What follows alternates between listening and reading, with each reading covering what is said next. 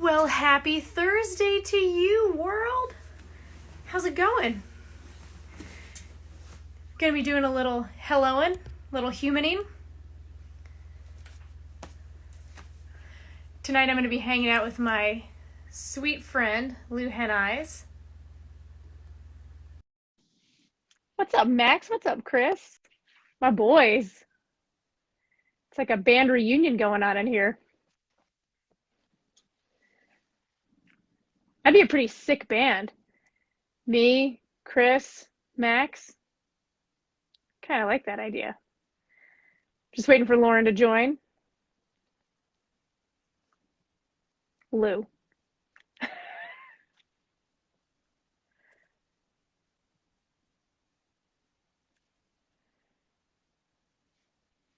Oh, snap. Max got a new telly. Hey, I got all this drums. We can at least do it remote, right? What's up, Alex? It's not sending you my request. Let me try. Let me try sending it again, Lou. Hang tight. Check that action. See if it's sent. It was acting goofy when I tried to go live too. There you are. Hi, can you hear me? Hi. I can hear you. You look Okay, good. beautiful. Oh, Look at your. thanks. We did our hair and everything. Look at us. Yeah. Well, your hair always looks so nice in these. I was like, I'm gonna have to get my flat iron out. Oh yeah, that's what I do. Like it's like literally an excuse to flat iron my hair because I blow dry it. Like that was one of the things I learned a few months into being a stay-at-home parent and like dealing with like depression was just the whole being in my pajamas all the time. And I would just like wash my hair and let it dry and it would get all like frizzy and like wavy because it's like naturally kind of wavy.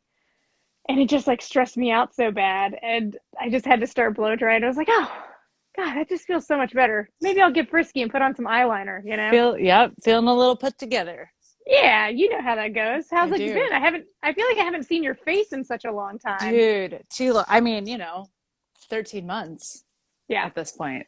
yeah. I know. It's good. Life is good. I just did just did not a psychic reading, but I joined a group where we had our Akashic records open. So I'm feeling it.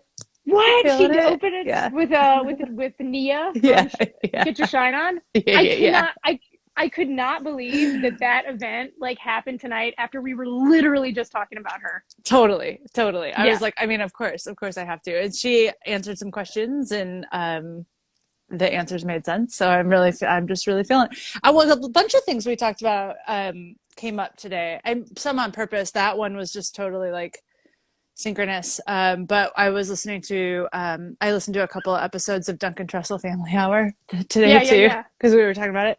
Yeah. And so I'm just like, and I think I told you, like, I like this Ram Dass quote came across my consciousness out of nowhere. Yeah. Um, it was Liz Ripley had it in her story, and I was like, yeah, like I needed that today. So it's just been a whole Oh day of gosh. like things are good. Those are the best days. I feel like I've been having I had a very similar kind of day and I just feel like the more you're open to that kind of day, the more it happens and oh, it's just such a turn on because as those synchronicities just start happening and you catch them, no matter how little it is, it's just like, oh. And it just like they just build and build and build on top of each other. It's such a joy. Yeah, totally. I was having this conversation with my mom this week, and everybody has their different beliefs, and I don't know. I certainly don't have answers, so I'm not going to say who's right or who's wrong. But I do think, at the very most basic level, there's confirmation bias, right? Like life, the universe stays and remains in balance. So life is always like 50% awesome and 50% suck. And whatever you look for, you're gonna find. Like Oh scientists yeah. can tell you that. Like if you're expecting to see something, you're gonna see it. So if you're expecting to see opportunities and synchronicities and things to be grateful for and things to be happy about, you're gonna find them. If you're expecting to see them and you're looking for them, you're gonna find them because they're there. Yeah. 50% of your life is made up of those really awesome magical moments. The Yeah. other 50% of your life is going to be like, I got a speeding ticket. I can't remember. Are we swearing? Oh yeah, we can totally swear. Okay. I definitely have the little E next to my my podcast. You know how Yeah. much I say fuck. Yeah, I think I put an explicit symbol on a song that didn't even have any cursing in it. I was like, they're just all explicit. It's all explicit. It might be a little dangerous for your children. I even did that on when I recorded the podcast trailer. I had just marked it explicit. I was like, I said literally nothing explicit at all. Like Exactly. it's just a habit. And if I'm talking, it might just nosedive. Yeah, I'm like I was telling you the other day, like I'm not even that careful around my kid. Like Yeah. my son is 2 and I've heard him repeat some things. Oh I yeah. heard him walk around like It's the funniest thing. I was like the one with our 2-year-old where he was saying fork. He was trying to say fork, but he just kept saying like fuck, fuck, fuck. And I was just like giggling so hard under my breath. And Tanya's like, that's not what he's saying. That's not what he I was like, I know, I'm but pretty it sure is. I'm pretty sure it means we're the best parents ever. Oh yeah.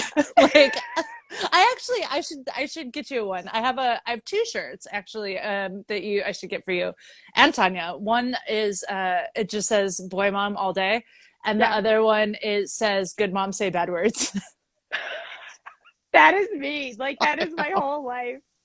Oh my gosh. That was definitely the kind of mom that I had. I mean, like not I don't remember if it she did when we were little. I can only imagine so. But like that was one of the funniest things to me as a teenager is my mom, her favorite word was fuck. And she would tell you why. She's like, it is just the most diverse word. You can use it in all these different ways. And Exactly. she would like I remember being like in my 20s and her like telling my friends that and I was just like, you're the coolest mom ever. It's true. It's so versatile. Yeah. But okay, It's a that's good good one. because like I am really I will say it and not even notice that I say it. So, but yeah, so life, right? So it's Yeah. 50% fucking sucks and like yeah, you're gonna like run a red light camera, or I won't say who this happened to, but somebody I love recently found out that the credit card that they had associated with their like toll pass Hmm. either was like expired or got canceled or something, and they just found out they owe like thousands of dollars in I better like check mine. I don't remember which card's tolls. on there. But it's like that's what we were talking about. I was like that sucks. That fucking Yeah. sucks. And he is just spiraling. We were like, well, who hasn't been there? Exactly. Like I better go Yeah. check my credit card because I honest to God I don't know when the last time. Like who hasn't been there? Yeah. Totally. I think that that's one of the reasons that like sharing so many kinds of experiences is so important because you never know when you're going to be like, "Oh, I'm really glad that you told me that."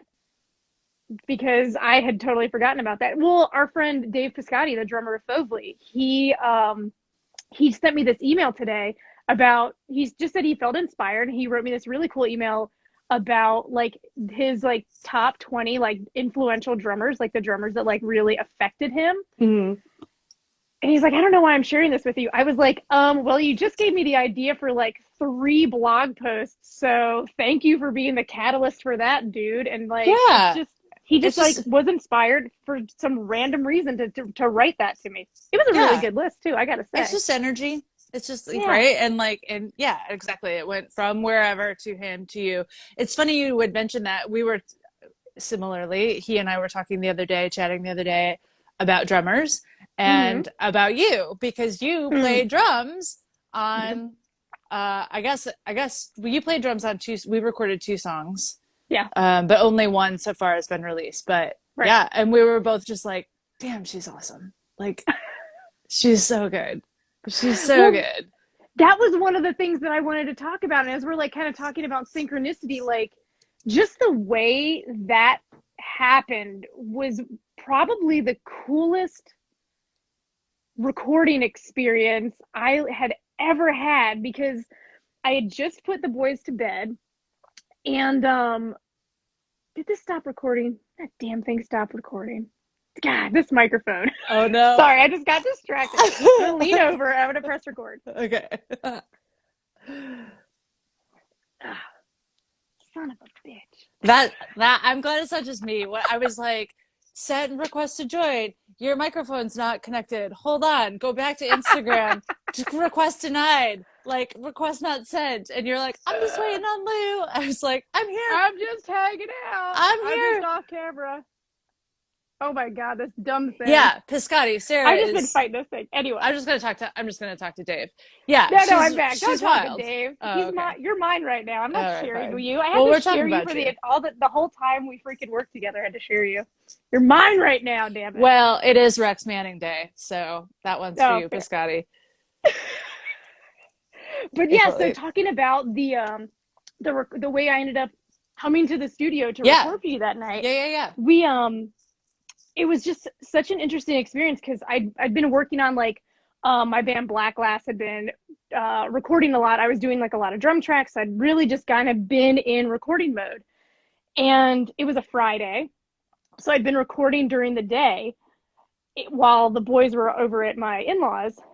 And we just put them down to bed. And I looked down and I had a text from you. You're like, hey, what are you doing right now? Kind of thing. I was like, oh, just hanging out. And you were in the studio. And I was like, oh, well, I mean, that's way in Chicago. And you're like, no, it's in Des Plaines. And I was like, wait, what? And you're like, no, I looked it up and it was like 5 minutes from my house. I'm like, there's a recording studio like 5 minutes from my house. What's even happening? I was like, oh, I'll change out of my pajamas and put a bra on for that. And I just got to show up with drumsticks. Like, that's like every drummer's dream, at least mine. Maybe it's not every drummer's dream. My dream is to be able to just walk in to a great sounding drum set and just sit down and just go. And that's what we did. And it was so fun just working through the song. And we tried it a bunch of different ways. Yeah. And like, there's Bad Day. That was the first single off the new EP. Yeah. So I think we always knew, or at least maybe I always knew. I mean, I always knew, but I think I actually even almost always consciously knew that was going to be the single. But it just like, it wasn't coming. Like, it wasn't coming together. We had done we had laid down all the drum tracks with Eric Molly, who's a fantastic drummer, and not only is he a fantastic drummer at drumming, but he is an old friend, and he just made me, I was like so nervous about recording, and I was so like just out of my depth doing it for the first time, and he just like immediately put me at ease, both him and Eric Block, who was doing the sound engineering. So it was awesome. We did all his drum tracks, and then we came back to lay the guitars down, and I just like, it had been forever since I had played it, and I had played it like, I fucking don't even know, like I played it at warp speed, so his drums are just like, they were bonkers. And so I looked at Eric Block and I was like, there's no way, like I can't do it, there's no way I can play it that fast. And so I kind of tried to strum it a little bit, and it wasn't working. And Eric Block also plays drums. And he was like, I could try it, but I really hate recording my own drums, because he's got to like bounce back and forth and wearing masks and trying to stay away from each other. And I was like, there's this awesome drummer, and she fucking lives in town. It's a long shot. Like, I'll just see if she can come over. And so, right. And it was just, and you were like, yeah, I'm on my way. Can you put a mask on? And we were like, already done. And so the coolest thing about that, the point of my long-winded story, is that that's the only track that we did like in, what's the word? Like at the same time. Like you and I played, and I sang it, and we tracked all of that. Live. And then Eric Block came in and did a good lead guitar part over, tracked that separately. But it was like, and it sounds fucking rad. It's also the only track that I played an electric guitar on, and we used a little bit of delay. And I can't remember what you said, but you said something about like, one of you said something about the delay, and I was like, what do you mean? And you were like, that is the most acoustic guitar player-y thing you have ever said. I was like, I have no idea. Like doing tap tempo or something like that, and like I was like syncing it up with it or some mess, and you're like, I was like, that's okay. I mostly play acoustic guitar too. I just touch the strings. That's all I do. Yeah, I just make some notes. But it came together beautifully, right? And you kind of played a couple of different like rhythms, a couple of different beats, and then you kind of just started. You were almost just like messing around. You kind of started to do that like like the little drummer boy, and I was like, that's it, and that is it. That's what we ended up using on the track.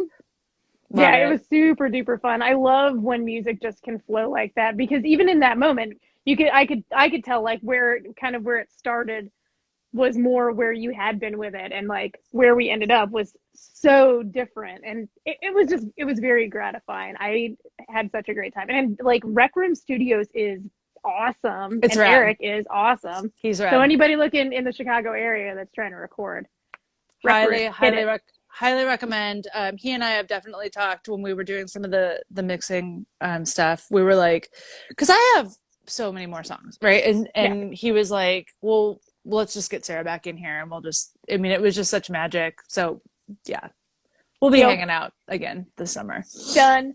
So is this the first EP you put out, like just solo project? Yeah. Thought so. Mm-hmm.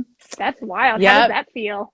Amazing. It feels amazing. I want to be like, oh, it's so weird, and it's so like, oh, it's and it is all of those things, but it's rad. Like I worked really hard on it. I'm really fucking proud of it. I'm incredibly humbled and grateful for the people that like collaborated on it with me, like you and Eric Molly and Eric Block. And I'm really fucking proud of it.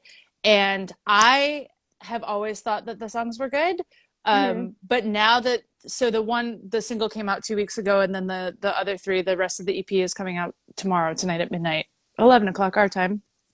And it's like, it's good. Like, it's not just like I feel like we all kind of do that thing where we're like, I just kind of hope it doesn't suck. Like, I just kind of hope people don't think it sucks, but it doesn't suck. And it better than doesn't suck. Like, it's good. And I'm really proud of it. And and also like, it's funny, we kind of talked about this a little bit, but like we talked a little bit about projects or things or dreams or goals that you have that sound like good ideas, like that they do something to your heart, but then just immediately like a nanosecond after your heart responds, your head chimes in with like, well, that's a thing other people do, but it's not a thing you do. Like that's a thing for other people to do. And so I think breaking through that wall, like initiating myself, which is what we all have to do. Nobody can initiate you. You have to initiate yourself. You have to say like, I'm going to see this through to completion. And now I'm like a recorded, released musician, which I always knew I was, but I needed to actually do the thing. You had to actually do it. I think that when you said that to me, like when the last time we were talking, that just lit me up in such a big way, because I'm such a person that like, I've always got all of these ideas, and I'm like always thinking of these things, and I'll articulate them. And I think that some people that may not know me, or maybe some people even for themselves, might feel strange about that, because they're like, oh, but I said I was going to do this thing, or I said I wanted to do this thing, but then I didn't do it. But like for me, I have to articulate it, because it's almost like you have to hear it out loud, and like to just flesh the idea out a little bit more. And whether it was like this podcast is a perfect example. I mean, I've been talking about doing this for over a year, because I remember sitting at Wizard Lounge with Dave Piscotti from Fovely, and like talking to him about that. It was right before quarantine.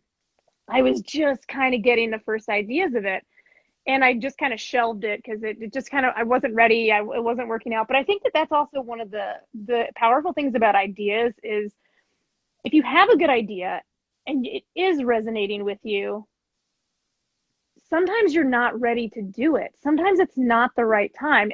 This show wouldn't be this show if I would have done it a year ago. You know what I mean? Yeah. Oh yeah. Yeah. Absolutely. I'm not the person. I wasn't the person then that I am now. I wouldn't have been bringing things to it. It had to just kind of play it out. And I think that that's something that's really important. It's something I've really tried to focus on creatively, is allowing for a little bit more space, and like stepping back from stuff, even if it's just for a day. Like I stopped touching the episodes like on Fridays, like the day after we record them. Like I don't even touch them, because I need to disconnect from it a little bit, and I need to not be in the moment. And like if I did it the next day and like started editing it, like I'm just it's too fresh. Sure. It needs to sit, just like you said with the song, where Bad Day, just it wasn't sounding right. You stepped away from it a little bit, and you're like, nope, not this one. Yep. I think it's uber important. That's how I write too. like sometimes it works if I try to do it on a schedule. Like if I try to, because usually if I try to write a song, it takes all day, sometimes a couple. Hmm. Um, and so I generally, if I try to schedule it when my son is with his dad, sometimes that works if I am in the right frame of mind and if I have like the little song babies already. Like I think I've told you before that I will hum into the voice recorder on my phone. Like if a melody comes, I'll Uh-huh. kind of hum it, and then so there are times when like on Thursdays I'll go back and be like, oh yeah, yeah, yeah, okay, I can get back to it. Um, Sometimes it doesn't work at all. But even if it does, like my point is, even if I do spend a day or even two writing a song, um, then I have to let it sit. I'll Yeah. record it, like so I don't forget it. Like once I get it done, I'll do a really super rough draft of it, so that I remember where I was at later. But yeah, I have to like walk away from it Yeah. You and then said let it come something back. really interesting when we were talking too about like um shame in the creative process. What was that you had said? It was like something about like walking, like how melting away the shame, I think it was. Do you remember? Fuck, I wish I remembered. Ah, I feel like we should have I was a recorded little our high when we were entire phone talking, so I don't call. remember. Yeah. Uh, because we were like we're boning it, like we're like wasting all our good juice just talking to each other. We're gonna have nothing to talk about. Like, I how do know, you do right? any good recipes for lemon cake?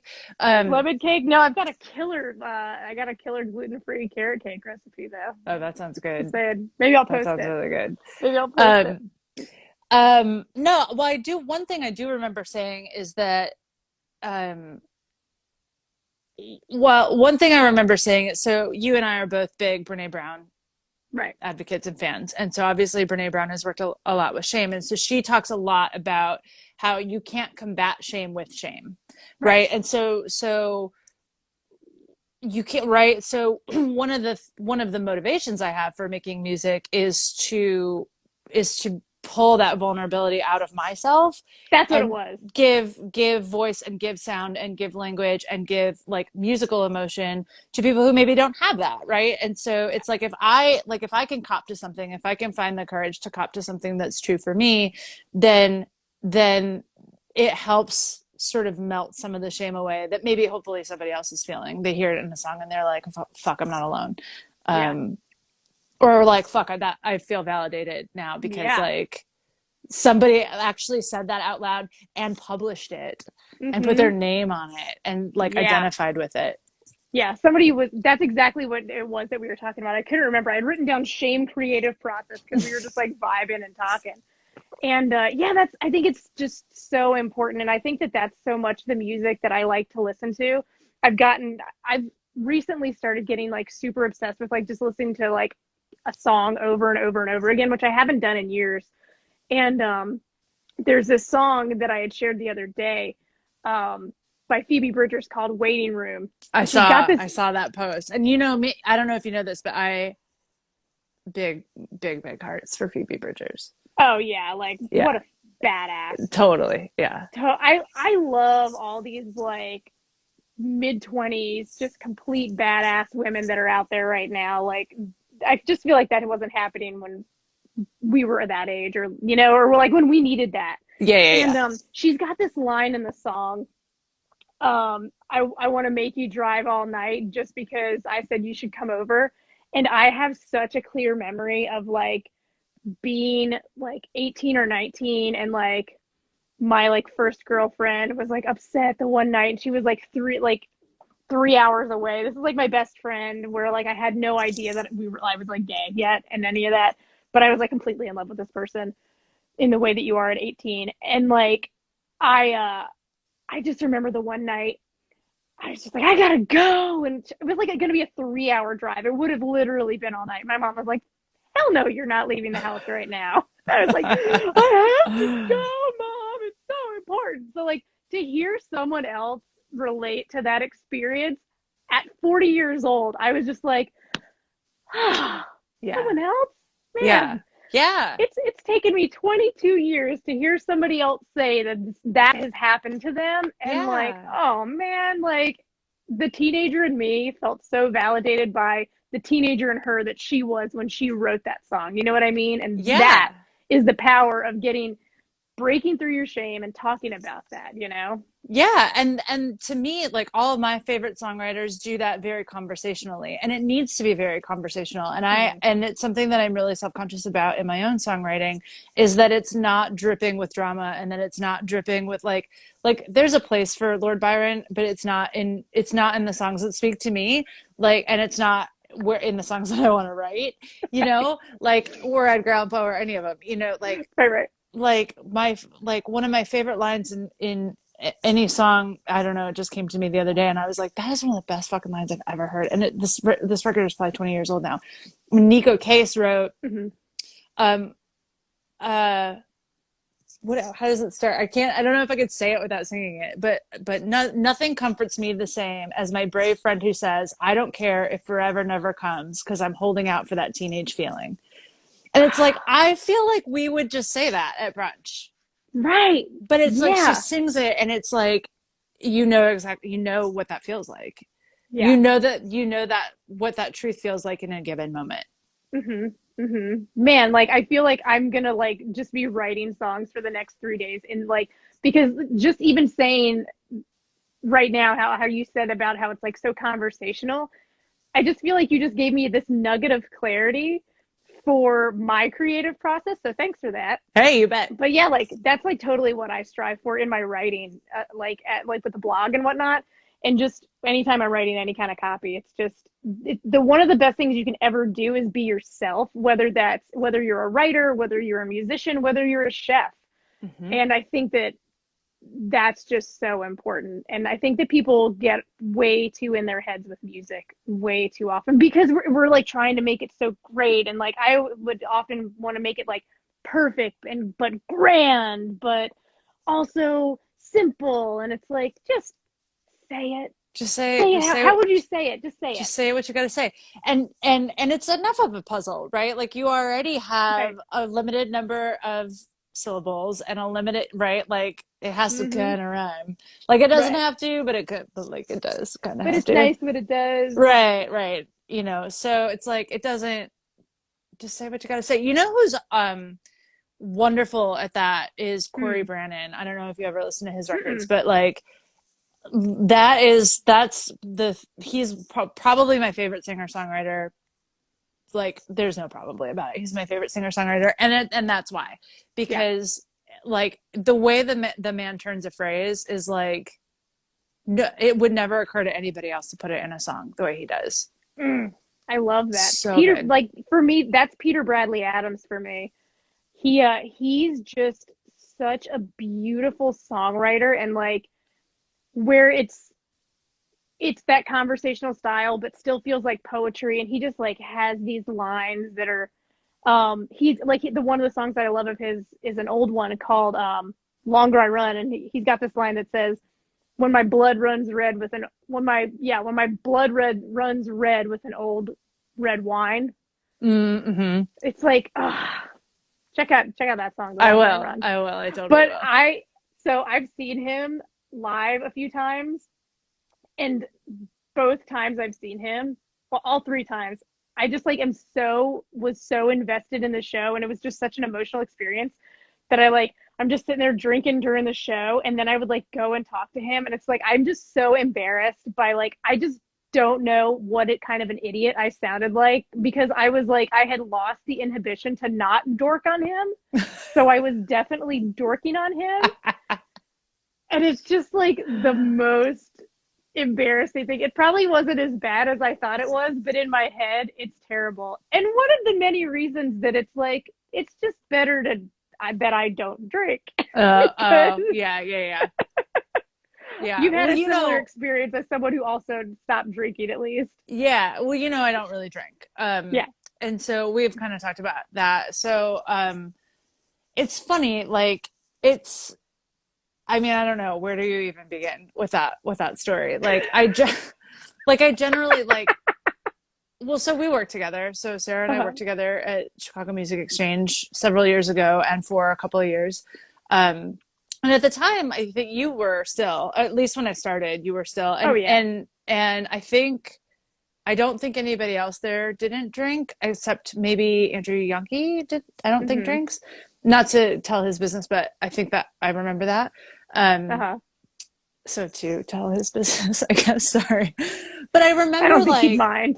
it's like what like it's such a personal decision that becomes Mm-hmm. very public very quickly. Yeah. And so and then it's like if you say that you don't drink, then you sort of like toe a line in the sand, and you have to like stay committed to that. You know what I mean? You're Yeah. like, so I've always been really, really self-conscious about that. And so like you'll never hear me say you didn't when we were working together, and you will never hear me say like I'm sober, or Right. like I never drink, or I'm an alcoholic, or you won't hear me say that. Like the Yeah. closest thing you'll ever hear me say is like I don't really drink. Yeah. Because I want to like reserve the right, and I'm sure I'll like take grief for this from some people, but like it's still my life and it's still my Mm-hmm. choice. And should I ever decide that I want to have a drink or have a beer or go on a date or whatever, like I get to make that call. Yeah. And so I feel like every time I say that, it sort of takes the air out of that decision for me. It's like Mm-hmm. I don't have to commit to a lifestyle. I don't have to commit to like a fucking cause. I can just Yeah. like have permission to not drink. And it's really nice. Like Mm-hmm. people will come over, and this is like such a weird stupid thing to say, but anyway, like my brother and sister-in-law will often come over, and well, like they were like in our bubble, for Mm-hmm. this past year. And so I'm always like, hey, if you guys want beer, bring beer. And they always do. And like every time we have to do an inventory, because I'm like, well, there's still 3 beers from the last time you guys were here. Like they'll sit in the fridge, and they'll be Yeah. like, how many beers do we still have over there? It's like, well, you have Do I need to bring beer? you have two Modelo, and you have like one of this other kind from the last time, and Yeah. whatever. But it's nice. It's just sort of like it just sort of removes that. It sort of removes that question. But Mm-hmm. that one of the biggest things for me. So I did drink Mm-hmm. heavily for a long time, and with people, and so one of the biggest like one of the biggest things I grieved when I stopped being like a drinker as a hobby, like as for Mm-hmm. my personality, it was the lonely cowboy trope. Like, you know what I mean? I was like, Mm-hmm. am I not the lonely cowboy anymore? Like, am I not the lonely cowboy I thought Right. I have been all of this time? Yeah. And it's like, no, that's the thing. Like, I remember having, again, it was a decision, and it was an epiphany, but also a decision. I had this moment where I was like, not drinking doesn't mean that you don't have depth. It doesn't mean that you aren't a survivor. It doesn't mean that you don't have trauma and don't have like fucking baggage, because everybody does. Mm-hmm. And I especially do. But like, what it means is you're not running from that anymore. Right. Like, if you want to be the tough guy, if you want to be the lonely cowboy, like, you need to stand up and look that in the eye and growl back and figure out how to carry your shit. Yeah. And now, like, I can't not think that. Like, when I like hear like Hank Williams songs, and I love Hank, but like, I'm a little bit like, it doesn't make you tough. Like, Yeah. I can't remember. It's been a couple of years now, but like, I think it was like Aquaman. There was like a Jason Momoa character or Mm-hmm. something. But anyway, he like it was a really bad movie, and he was like came out of the water and had this like big bottle of whiskey and was just like the tough guy, and like, and I was just like, that doesn't seem like you probably shouldn't drive. Like, don't. Yeah. Hey man, you might want to dial that back a little It's bit. not gonna make you cool. Like, it's just gonna sort of make you a little maybe sloppy. Like, Yeah. I did the same thing though when I decided that I wanted to. I've been saying that like I've just taken a break from drinking. Like that was my entry point with it, because I did it for the same reason. I wanted to be able to decide if I wanted to do it or not, and I'm not a person that often works in definites, mm-hmm, because life is ever evolving. And mm-hmm, I love IPAs. Like I like them. I like the taste of them. I've found some really good non-alcoholic ones too if I ever like am feeling frisky, but like it just became like a thing where I just didn't feel like doing it anymore. mm-hmm. And like there's definitely times in the last I don't know, year and a half since I like, quit regularly, that like I've had a beer, like, we went on vacation, I had a beer. Tanya and I did get drunk one night last summer, and it was so much fun. And then we were both so incredibly hungover, and it was just like, oh, this is why we don't really do this, because doing this with little kids is terrible. Dude, I can't even imagine.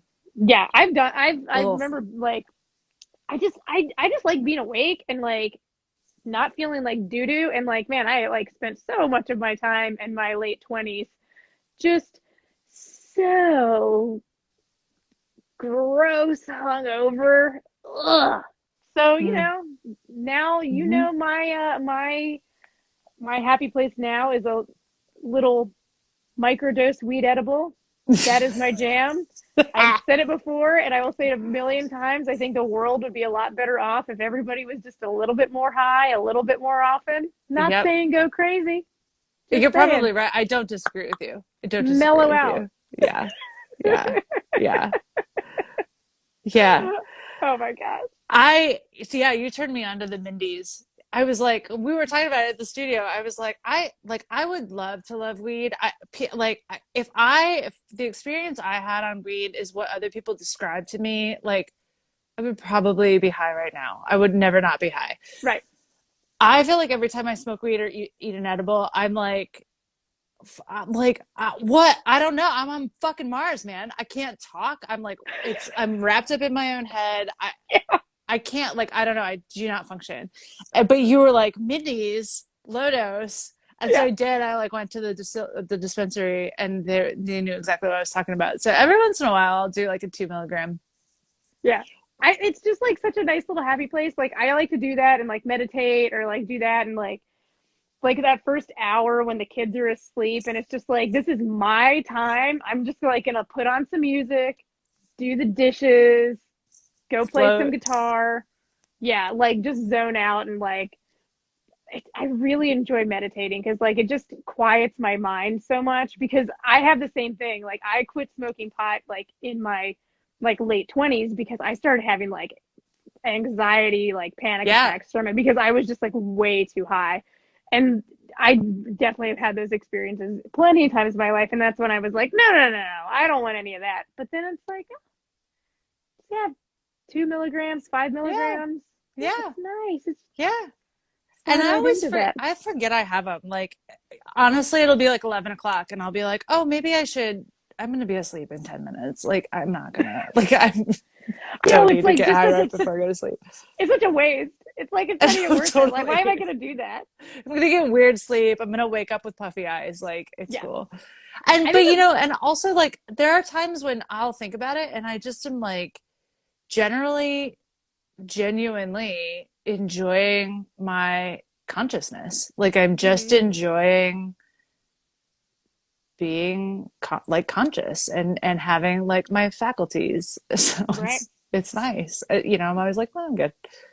Yeah, and I think that that's something that a lot of people don't, because it's really scary. So it was hard for me going into quarantine, and because we were talking about like alcohol and running away, like for sure that was part of what I was doing. I'd had so much emotional trauma happen like so close together with like my dad dying and leaving my job, my dog dying, and all of this stuff, and like then my kid being born and NICU and this and all of these things were happening.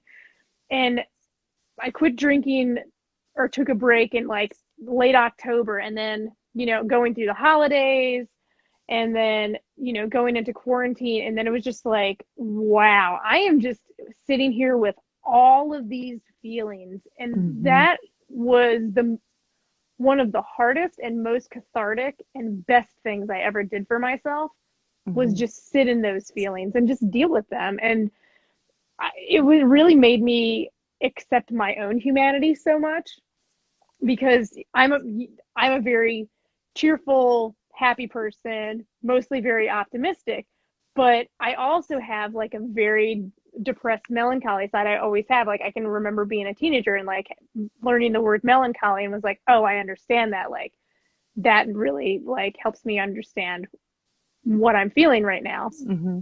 And yeah, it was really transformative to just have to be with my feelings so Yeah. much. Yeah. And I think that I would encourage all of us to every once in a while just do the hard work of just letting yourself be sad and just Yeah. letting yourself grieve, because man, like it goes right back to the whole concept of doing the right thing. Like the right thing is very rarely the easy thing. Right. And doing the hard thing is often worth it. And the reason that a lot of people don't do it is because it's hard, whether it's music or dealing with your feelings or making a big change in your life, getting vulnerable. The hard thing is always worth it. Yeah. So I encourage all of you, try it. Yeah. But also I agree. And I too encourage everybody to do that. But I do so with a word of warning or caution, Mm, because, I think it's important. I think it's imperative. I don't think you can have any sort of healthy life or relationships if you don't do that. mm-hmm. But I also think that there's maybe this expectation that if I sit with my feelings like once or for long enough, that then I'm done with that. And then like if I Right. sit with my sadness, that my sadness will eventually go away and not Mm-hmm. return. Mm-hmm. And then people get really discouraged when they're like, I thought I did this already. Like Yeah. it doesn't go away. It doesn't go away. It doesn't get better, but we get better, right? Like we get Right. better at being sad and being okay being sad. Yeah. So yeah. Otherwise I And agree. yeah, and accepting it. And I think that for me, one of the things was like, and that you raise a good point, because if you just sit with it, then you're just sitting, right? I think that our emotions and our healing require active participation, Yeah. because you have to then do something with it. Because I can just sit here and be depressed, and I have done that and have spent weeks of my life just being depressed and not tackling it in some way. And everybody's journey is different. I'm not trying to tell anyone how to deal with their depression or mental health issues, but I'm just speaking about my experience. And one of the things I had to do is really kind of just dig into the why. Like, why do I Mm-hmm. feel this way? Mm-hmm. What is the disconnect that is blocking it? What, because good, just like we talk about the 50-50 of life, the good and the bad, like if you really, like, from a spiritual standpoint, I believe that there's only a source of well-being. There's not a source of darkness. There's just, like, if you think about electricity, a light switch just stops the current. And I believe that at our spiritual essence, we're the same. So whenever you're not feeling well, you have flipped the light switch off in some way. So for Mm-hmm. me, as I was working through all of my big mental health stuff and all of these deep feelings over the last couple of years, that's been a big thing. It's like, where's the switch and how can I flip it? Mm-hmm. And that was a really big thing for me. Yeah. Yeah. Yeah. Yeah. Yeah. Yeah. I mean, we could talk about that for hours. For hours. How do you like That'll be a whole turn that nother back? episode. How do you turn Yeah. that back on? But also like how do you just be okay when you like can't sometimes, Mm-hmm. right? Like how do you just be okay when you're like I told you I was listening to Duncan Trussell Family Hour today, and he was Yeah. talking about like being like weary of the basically toxic positivity, right? Like Oh yeah. right, like the good vibes only people, or people who are like, well, traffic is here to teach you a lesson. Like sometimes it's okay to be Mm-hmm. okay with yourself, just like I'm in a shit mood. Yeah. I'm in a shit mood and I'm angry, and it's Yeah. gonna pass. It's just gonna pass. Yeah. I've had such a hard time with that, because if you get too involved in emotional stuff, it is so easy for it to slip into the toxic positivity. And I've struggled with that, because when I didn't feel good, it's like, wait, but I've been doing all this work. Why do I feel Mm-hmm. shitty right now? I've been meditating, I've been journaling, I've been doing this stuff. And it's like, there's 100 reasons I don't feel good in this moment. It's fine. It can be any of those reasons. Like, just let it keep going, and it's going to pass. And like, that's one of the biggest things that I've worked on, is just remembering like, hey, this too shall pass. Like, Sure. night's going to turn to day, day's going to turn to night. Just keep going, keep breathing, and you're going to feel differently at some point. I'm not saying you're going to go from 1 to 100, but you're going to feel differently, and like just finding the next best kind Yeah, of thing. yeah. Yeah. It is frustrating though, right? Like that is one of the worst feelings in the world. Where you're like, I'm doing the fucking work, man. Like I'm so like, why are my tools not working? You know, Yeah. and Yeah. then the second worst part of that feeling is when it's like a really simple answer, like I haven't had any water today. Like Oh I my didn't God. Yes. stretch. You know, and it's like I want it to be a big deal. Like I want it to be like, no, it's whatever. I'm probably dying. It's like, or you just need a glass of water. No. You're just It's like take really a 15-minute dehydrated. walk. Yeah, exactly. Yeah, seriously. Like I remember there was like I think it was like an Aquafina commercial that just stuck in my memory for years and years and years. And it's like on a football field, and the coach is like yelling and screaming at all the players. And like somebody just walks over and taps him on the shoulder and hands him a bottle of water, and he drinks the water and smiles. Yeah. And like that is just so my life. You might have seen it happen in real time. I don't know, probably somewhere between 600 to 700 times in the amount of times we worked together. But I would get what I call the caffeine crankies. Oh yeah. Do you Yeah, remember yeah, me yeah. Yeah, saying yeah. that? Like, Yeah. oh my God. Like I have this I am a water and coffee kind of drinker. Like I always have my water, and like if it's before 5 o'clock, I've got a little bit of coffee because I'm very caffeine sensitive.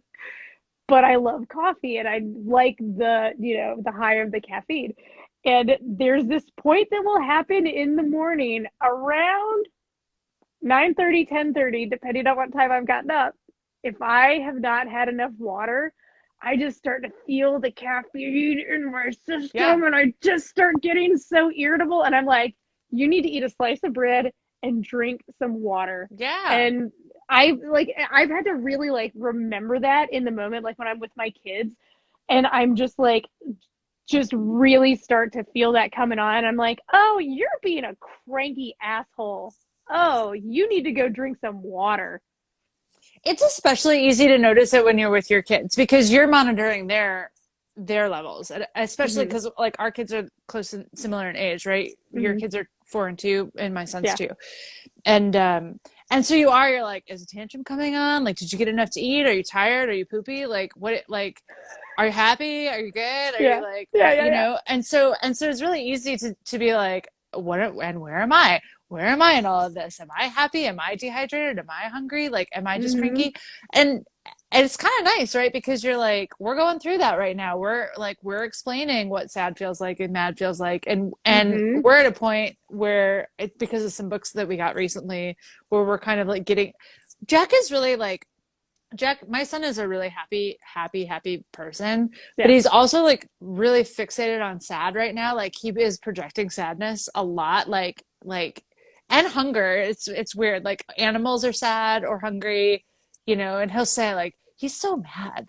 He's so sad. He's so sad. Oh. Yeah, and I'm like, are you sad? So I'm like riding that wave, and I'm like, well, let's talk about it. And so we got some books, and so we're kind of getting into the nuance of like sad versus mad versus cranky versus Hmm. grumpy versus like and Oh yeah. just kind of like, I don't know if you have the Grumpy Monkey book, but I highly recommend it. No. Oh, it's so Grumpy good. monkey. Writing it Yeah, down. it's so good.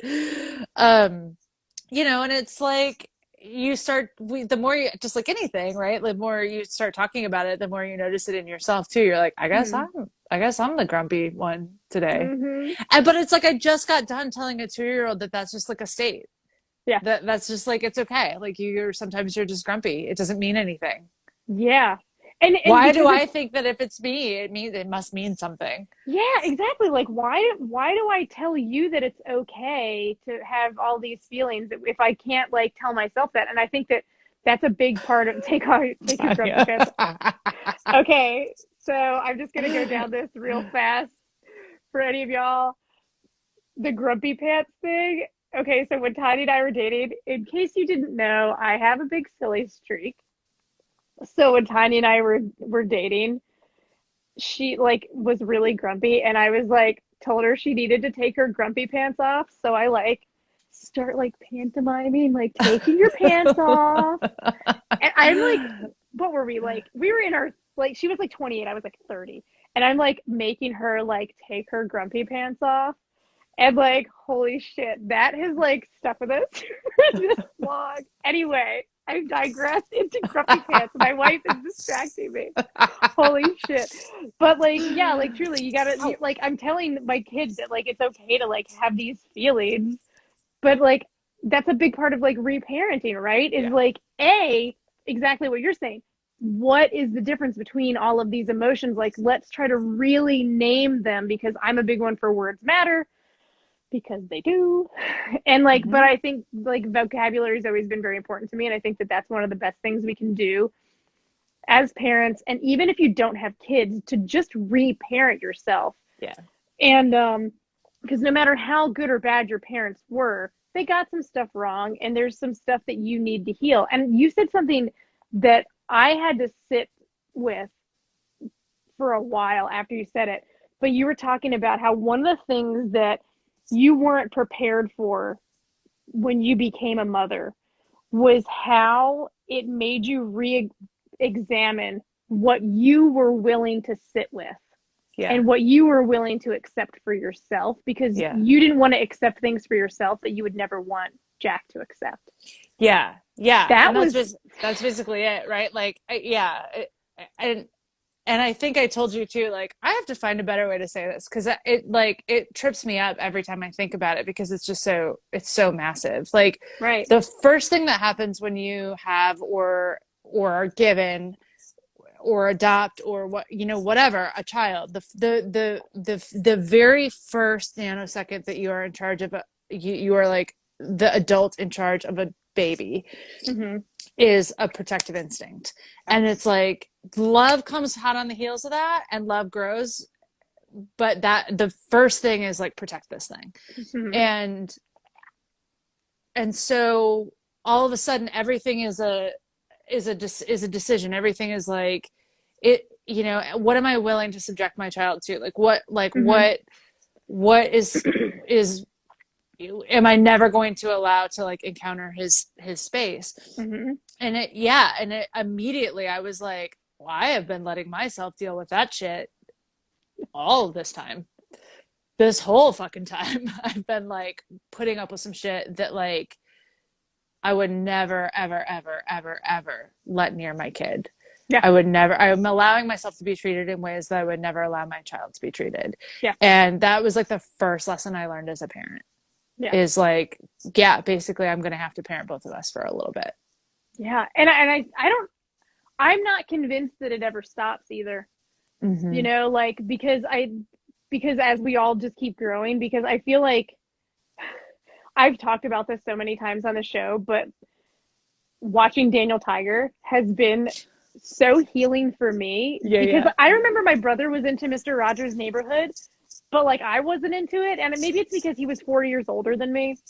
But like I feel like I just didn't really get Mr. Rogers. Like it was on and I was like, yeah, whatever. Because he had moved on by then. And then I watched like Pinwheel on Nickelodeon. Yeah. A Canadian show. Oh my God, I love that. Yep. And Sesame Street was really great.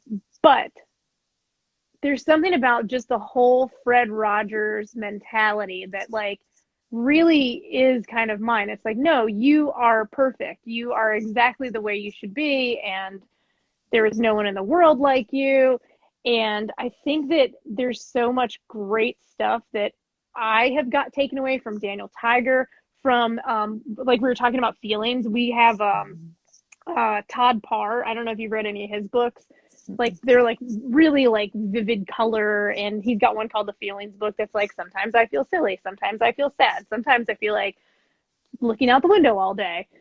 And that one's really good, like little flashcards. And one of my favorite books is one called Little Monkey Calms Down. It's this whole series called Hello Genius. And they're so good, and they're these like uber simple little stories. So like they're good for Jack's age, but they're also good for like Tristan's age, where they're a little older. And it's this little monkey. And I always like to read things like very like a story, like I'll like act it. So like the one, it's like poor little monkey. He's having a hard time, and it's like a little picture of like going around like, ah! And he's like crying, and it's like little monkey feels sad and mad and angry. And it's like, so Yeah. it just goes through all these little things to like calm the little monkey down. It's like, it's okay to cry. And it's okay. Hug your blankie, like sing a quiet song, be still and relax. Feeling better, little monkey? I swear to God, I can't even tell you how many times since I have memorized that book that I've been like, it's okay, little monkey. Yeah. It's okay to cry. And I'm like, okay, I just need to go cry for a minute. Yes. I'll be right back. Yeah. Yes, it's amazing. It's amazing the things that we ask our children to do that we don't do for ourselves, like regulating their feelings. Like we were talking about tantrums, and like this whole terrible twos thing, I don't get it. It's the best it's ever been. Like the tantrums don't bother me. My kid doesn't have a tantrum about anything that I don't fucking have a tantrum about. Like he has a tantrum when he can't get his way, which I also still do, and I'm 38 years old. So like I'm like you and me both, baby. Like I don't get it, but like the coolest part about being a parent, that part's been transformational, just like self-love and kind of self-parenting. But I think the coolest part about being a parent is like learning him, like I think to some extent we have this expectation that it's our responsibility to like form humans out of like you're given a baby and it's just this little chunk of clay and it's your job to like make a person out of it. And that's exactly the opposite of what it is. Yeah. It's like, it's your job to be there to keep them from like cracking their heads open while they teach you who they are and while who they are teaches you who you are. Like, and it's wild. It is quite a fucking ride. Yeah. Well, cause we were saying how, if you allow them, they easily have more to teach us than we have to teach them. Totally, like we're just trying to teach them how to like function in society, but they're the ones like opening the doors and showing us like the truth because they get it, because they're not deluded at all. Yeah, well, and they're teaching me to be consistent, or at least Jack is teaching me to be consistent. Like to have integrity for sure, but also like to be consistent with him in a way that what I am telling him is how the universe works is also what I'm showing him about how the universe works. Like I can't tell him that to trust that there's enough for everybody. I can't tell him to trust in like like the abundance of the universe, but also like just the reality, like there is enough money in this world for everybody. It's being hoarded, it's being like misappropriated. But I can't tell him to trust that he will have what he needs if I'm instantly like, don't spill the bubbles. If I'm if I'm instantly like, oh, we're gonna run out of something. So it's like he's making me practice what I preach. Yeah. Same thing about like body image. That's a big one too. You can't like tell them how perfect they are and then just be like, oh God, my skin, oh my hair. And like I just remember my mom always telling me like, oh, you have such beautiful skin, and like, oh, you have such beautiful hair, and then she would talk about like negatively about hers, and it's just like, I understand, and it's like, but to me she was the most beautiful woman in the world, and like and I remember like telling her that, like, and that's something that I think is our kids really do teach us, is they love us so purely and unconditionally, and to think that like, oh my God, somebody loved me that much. Wow. That's powerful. And that really gives you a lot of, I feel like it kind of gets you off the hook with a lot of your bullshit when you can just like receive some of that love. Yeah. That like your parents, in whatever good or dysfunctional way, at the heart, they really did love you. Yeah. And like, but also like this kid like worships you, like you are God them. They don't know what God is. It is you, and they are looking to you. And I think that that's a big thing with like how people view God, or whatever you like to call it, source, goddess, whatever. Yeah. I think that that's just such a big thing, is like whatever you learned from your your childhood experience is like kind of how you inform so much of that. But I feel like I could go on way too long of a tangent Yeah, about that. yeah. Same. I mean, so one of the things, like we were talking the other day, I mean, I know you wrote a blog about Cowboy Take Me Away, and we were talking about like you kind of hearing that from a new perspective as a mom recently, and I think you probably, well, I'm sure you did. So, I had posted something like a video that I put together for Jack's birthday a couple of weeks Mm-hmm. ago. And it's actually a Beyonce song, but the first time I heard it was this woman, Anne Brune, who's just, I mean, she's not that Beyonce is not a phenomenal singer, but this woman just is, her voice kind of resonates with me a little bit more. And so it was a really similar experience to what you had with Cowboy Take Me Away. This is a love song. It's a romantic song that I think is, well, according to the Beyonce video, is, you know, about like adult romance. Mm-hmm. But the first time I heard it, I was like, this is about my kid. This is like the only way I could hear it was about my kid. Because a lot of the point of the song is like, I didn't think I could love anybody like this. I didn't think I was like, I had built these walls up. I didn't think I was ever going to be able to trust anybody like this. But you, like, this doesn't, you know, at one point she talks about like, I swear I'd never fall again, but this doesn't even feel like falling. Like, Yeah. and that's what our kids do for us, right? Yeah. Like they show us that a love that we weren't sure was real does exist. And then, but just like the energy that we were talking about at the beginning of the call, like then you take that out into the world. Right. Like now that you've seen it, now that you have it in your heart, now that you experience it and you get to volley it back and forth with another human, you know it's real and it's true. You get to take that and practice it elsewhere. That is so And beautiful. that's cool. That That's part's really cool.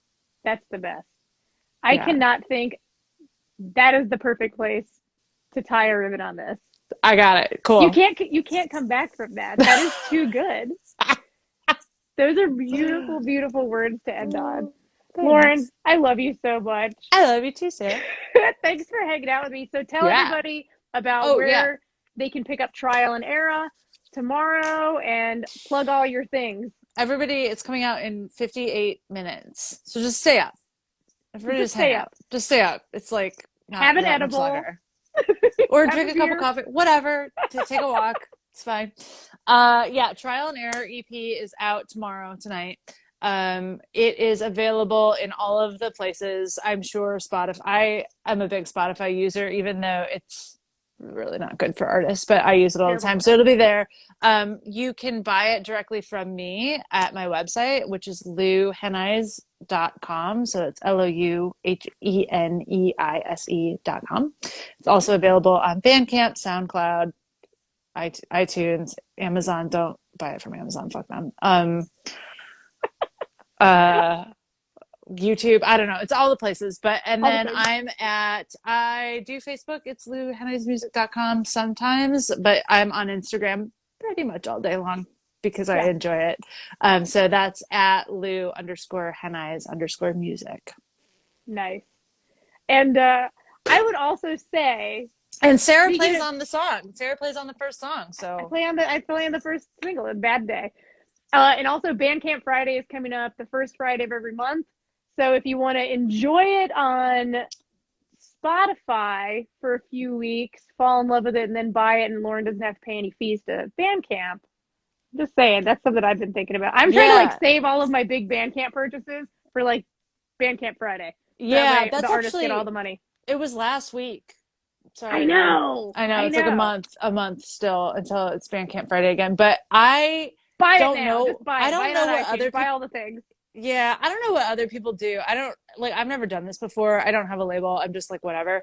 So I don't know where people sell their music, but I can sell it from my website. So I'm just like I don't have to pay any fees there. Ooh, even better. So just go buy it there. Lou_Heneise.com. I think I owe tax on it, but deal. I'll burn that bridge when I come to it.